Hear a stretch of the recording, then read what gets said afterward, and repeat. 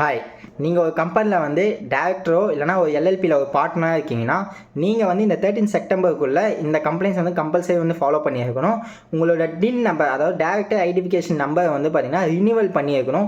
In case நீங்கள் வந்து அதை ரினிவல் பண்ணாமல் விட்டுட்டீங்க அப்படின்னும் போது உங்களுக்கு ₹5,000 வந்து பெனால்ட்டிஸ் வந்து அப்ளிகபிள் ஆகும். இது வந்து இன்கேஸ் நீங்கள் லாஸ்ட் இயர் தான் கம்பெனி ஃபார்ம் பண்ணியிருக்கீங்க, இந்த வருஷம் நீங்கள் வந்து கேஒய்சி பண்ணணுமா, கம்பல்சரி வந்து நீங்கள் வந்து ஃபைல் பண்ணியிருக்கணும். அது வந்து பார்த்தீங்கன்னா கேஒய்சி 3ன்ற ஃபார்ம் வந்து ஃபைல் பண்ணுவாங்க. நீ இன்கேஸ் நான் ஒரு 2 or 3 இயர்ஸே வந்து நான் பண்ணியிருக்கேன் அப்படின்னும் போது உங்களுக்கு வந்து கேஒய்சி வெப்ன்ற ஃபார்ம் வந்து ஃபைல் பண்ணுவாங்க.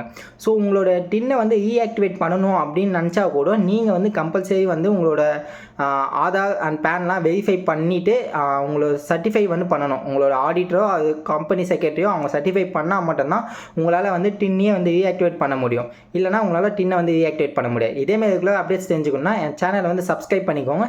கீழே வந்து என்னோட வாட்ஸ்அப் லிங்க்கையும் ஷேர்